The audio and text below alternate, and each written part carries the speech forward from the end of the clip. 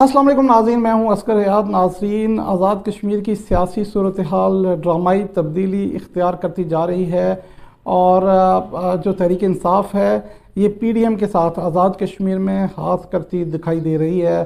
PDM की हमायत से तहरीक इंसाफ के का जो वज़ीर आज़म है 20 अप्रैल को 19 और 20 अप्रैल की दरमियानी शब को ये मुंतखब हुआ। चौधरी अनवारुल हक वज़ीर आज़म बने, लेकिन उसके बाद तहरीक इंसाफ ने अपना वज़ीर आज़म तो मुंतखब करवा लिया। अब तहरीक इंसाफ कैसे हाथ करने जा रही है, और जो तहरीक इंसाफ टूट फूट का शिकार थी, ग्रुपिंग का शिकार थी,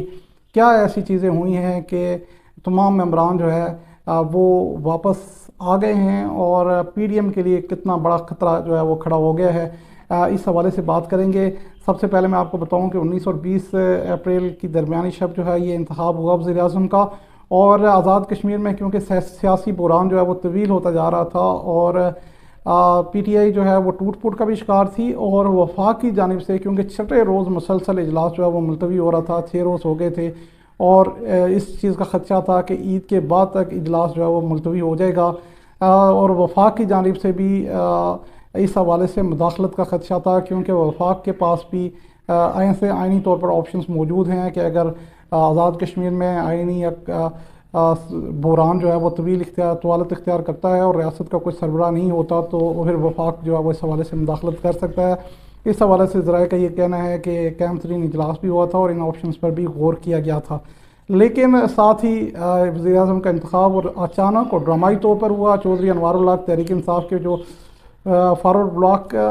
को लीड कर रहे थे और स्पीकर कानून साज असम्बली थे वो वज़ीर आज़म मुंतखब हो गए। अब जो स्ट्रेटजी जो अपनाई गई या जो एक इत्तेहाद बनाया गैर फितरी इत्तेहाद जिसमें पीपल्स पार्टी, नून लीग और तहरीक इंसाफ शामिल हैं, और तहरीक इंसाफ के फॉरवर्ड ब्लॉक का एक मेंबरान है जो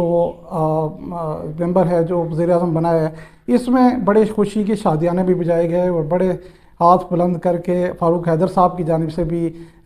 विक्ट्री के जो साइन है वो असम्बली में जश्न के समझ साइन जो है वो बनाए गए। लेकिन मैं आपको बताऊं कि इसमें दिलचस्प चीज़ क्या हुई है, अहम बात क्या हुई है। अहम बात ये हुई है कि ये जो जितने भी लोग हैं जो जिन्होंने वोट दिया है, क्योंकि चौधरी अनवारुल हक चौधरी जो है वो 48 वोट लेकर वज़ीर आज़म मुंतखब हुए हैं, इनमें से इनके इंतखाब में जो फॉरवर्ड ब्लॉक के लोग हैं उनमें से कौन कौन से थे जिन्होंने इनको वोट दिया है। अज़हर सादिक हैं, माजिद खान हैं, अकबर इब्राहिम हैं, रफ़ीक नैयर हैं, चौधरी रियाज हैं, मलिक ज़फ़र, ये ऐसे लोग हैं जो पक्के पीटीआई के थे, और इन्होंने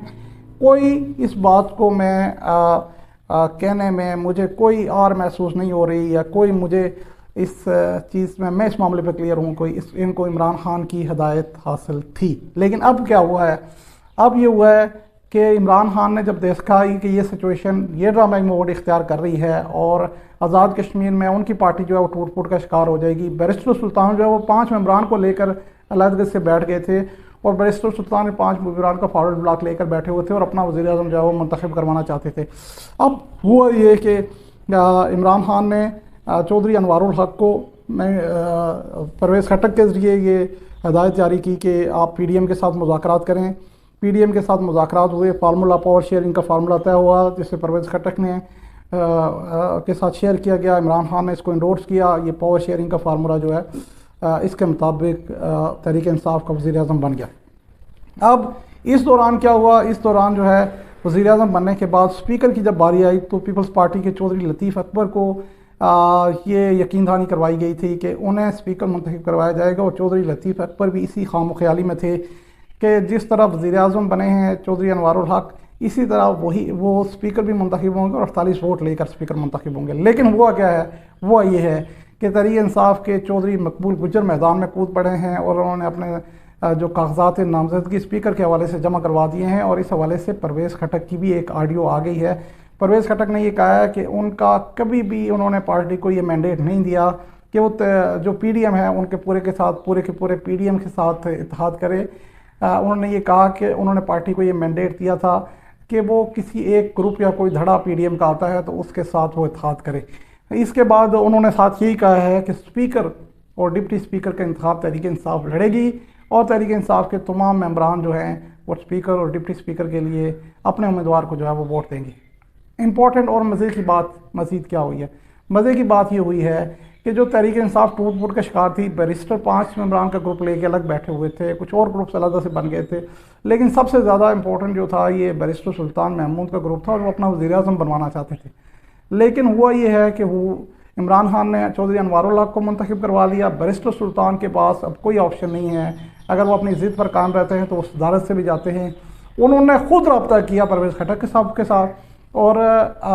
بیرسٹر سلطان نے پرویز خٹک کے ساتھ رابطہ کر کے اپنی کلیریفیکیشن دی ہے، جو کلیریفیکیشن جو ہے وہ قبول کر لی گئی ہے۔ اب بیرسٹر سلطان کا گروپ واپس پی ٹی آئی میں آ چکا ہے، بیرسٹر سلطان کے 5 ممبران جو ہے وہ واپس آ چکے ہیں۔ اب اسپیکر ڈپٹی اسپیکر کا انتخاب جو ہے وہ دلچسپ ہو گیا ہے، کیونکہ جو میں آپ کو بتا چکا کہ جتنے بھی لوگ ہیں جن کا یہ کہا جا رہا ہے کہ وزیر اعظم چودھری انوار الحق کے ساتھ فارورڈ بلاک کے وہ ان کی حمایت سے وہ بنے ہیں، حالانکہ 48 ووٹ ان کو پڑے، لیکن جو چیدہ لوگ جو بتائے جا رہے ہیں وہ ہو ہی نہیں سکتا ایسا کہ وہ کہیں عمران خان کی ہدایت کے بغیر کہیں جائیں یا کہیں ووٹ دیں۔ ان میں سے ماجد خان، اکبر ابراہیم، رفیق نیر، چودھری ریاض، ملک ظفر، ایسے لوگ ہیں جو ملک ظفر تو لڑ پڑے تھے پی ڈی ایم کے ساتھ، اپوزیشن کے ساتھ، تو یہ تو ہو ہی نہیں سکتا۔ اب دلچسپ سچویشن ہوگی اسپیکر اور ڈپٹی اسپیکر کی باری۔ اسپیکر اور ڈپٹی اسپیکر کی باری جو ہے وہ یہ خدشہ ظاہر کیا جا رہا ہے کہ پی ڈی ایم کو آزاد کشمیر اسمبلی میں شکست کا سامنا کرنا پڑے گا، اور یہ بھی خدشہ ظاہر کیا جا رہا ہے۔ اب دیکھیں، وزیر اعظم تحریک انصاف کا، صدر تحریک انصاف کا، صدر ریاست اگر اسپیکر تحریک انصاف کا بن جاتا ہے، ڈپٹی اسپیکر تحریک انصاف کا بن جاتا ہے، تو فاروق حیدر صاحب نے دونوں ہاتھ جو ہے جاوید بٹ صاحب کے ہاتھوں میں ہاتھ ڈال کے جو جشن منایا تھا، اس جشن کا کیا ہوگا؟ یہ امپورٹنٹ چیز ہے، کیونکہ تحریک انصاف کے ممبران جو ہے اگر بیرسٹر گروپ کو ملا لیا جائے تو ان کی تعداد 31 بنتی ہے۔ اور میں آپ کو مزے کی بات یہ بتاؤں کہ سردار عتیق احمد خان جو ہیں وہ واحد ممبر ہیں، سردار عتیق احمد خان، خالد ابراہیم، صغیرہ بیگم، سردار صغیر چودھری اور بیگم صاحبہ شامل ہیں، اور اس کے علاوہ ایک میں چودھری علی شان سونی ہیں۔ انہوں نے جو ہے وہ ووٹ نہیں دیا تھا،